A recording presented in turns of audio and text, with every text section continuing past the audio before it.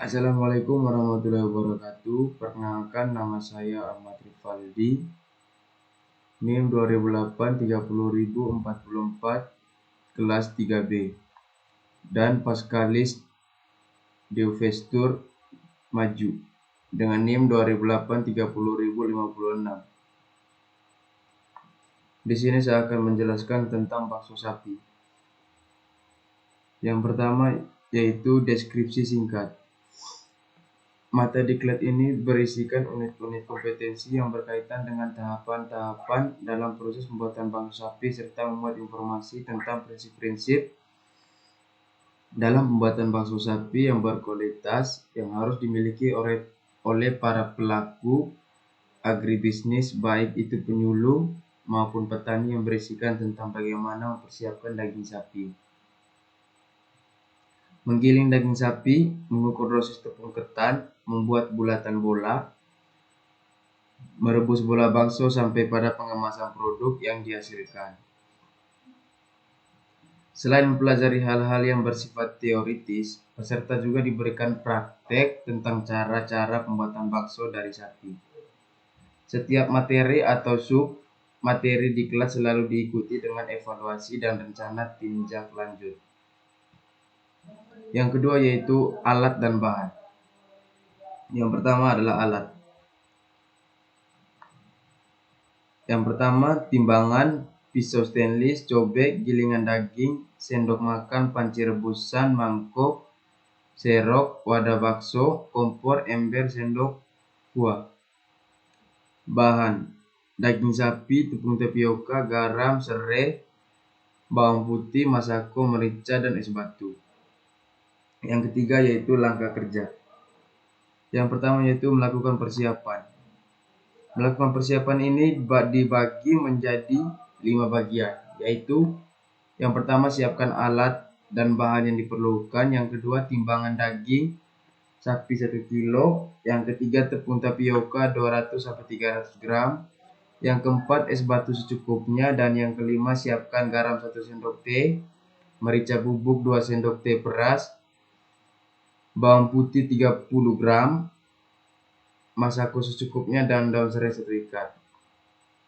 Yang kedua yaitu mencuci daging. Mencuci daging dibagi menjadi 2 bagian. Yang pertama yaitu air bersih untuk mencuci, yang kedua gunakan bokor yang bersih sebagai wadah untuk mencuci. Yang ketiga yaitu menggiling daging. Menggiling daging dibagi menjadi 4 bagian. Yang pertama yaitu gunakan alat mengawal daging yang telah dicuci bersih. Yang kedua, masukkan daging dalam corong dan putar alat tersebut dengan menggunakan tangan. Lebih baik jika daging dalam kondisi dingin dari freezer. Jika tidak dingin, gunakan es batu. Yang ketiga, letakkan wadah di bawah alat untuk menada daging yang telah hancur. Yang keempat yaitu ulangi lagi sampai daging yang dihasilkan benar-benar hancur atau halus. Yang keempat yaitu membuat bumbu. Yang pertama yaitu haluskan bumbu garam, bawang putih, merica dengan menggunakan cobek atau lumpang. Yang kelima yaitu mencampur bumbu. Mencampur bumbu ini dibagi menjadi 3 bagian. Yang pertama yaitu campur semua bumbu yang telah dihaluskan dengan daging yang telah digiling. Yang kedua, masukkan tepung tapioka 300 gram, demes sedikit ke dalam adonan daging. Yang ketiga yaitu remas sampai tercampur merata dengan tangan dan menggunakan sarung tangan.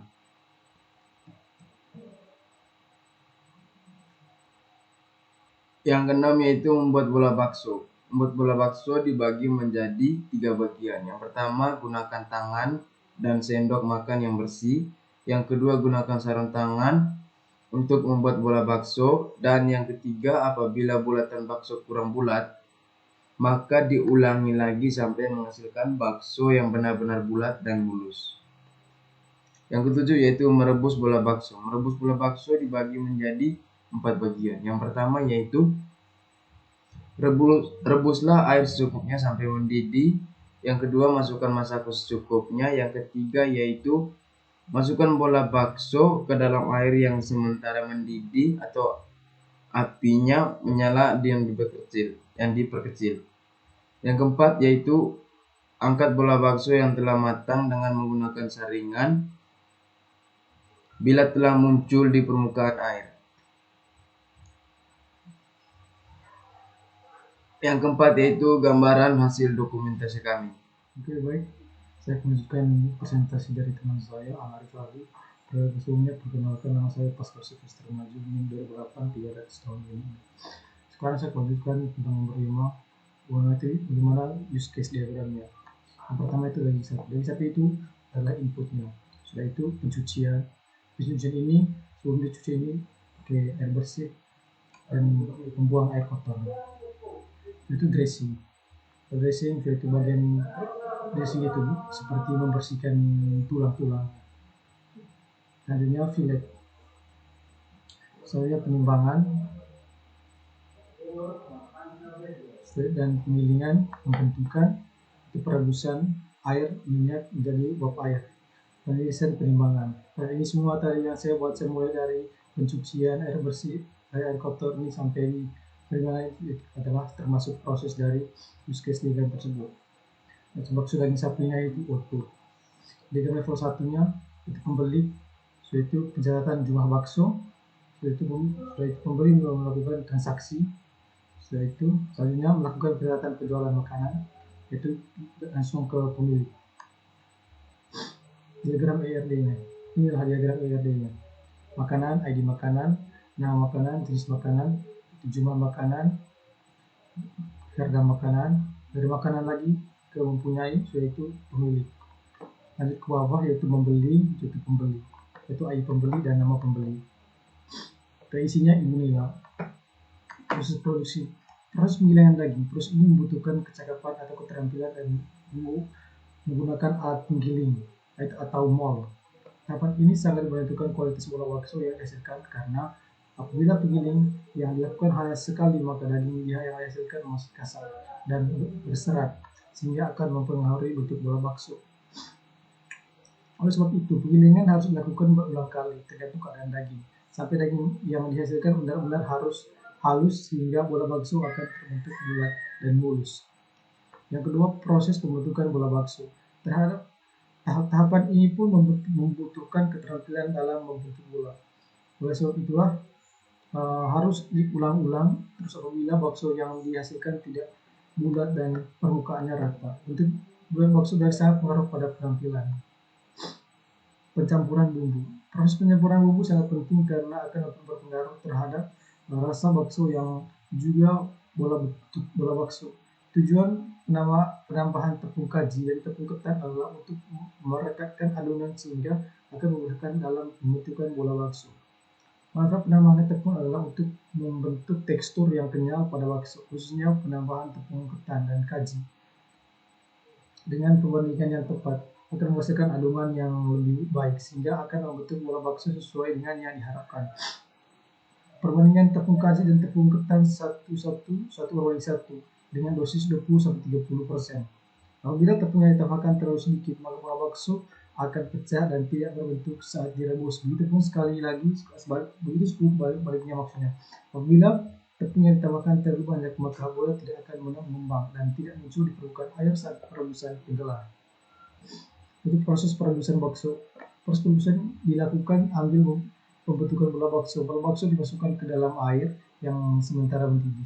Bola bakso yang telah matang ditandai dengan munculnya bola yang permukaan air yang mendidih. Apabila belum muncul, maka bola bakso tersebut belum matang atau campuran tepung terlalu berlebihan. Itu for orderan. For ordernya pelengkapan yaitu etalase, alat-alat masak, alat-alat makanan, meja kursi. Etalase berkisaran harga sekitar Rp500.000, alat-alat masak Rp400.000 sampai Rp450.000, alat-alat makanan Rp300.000,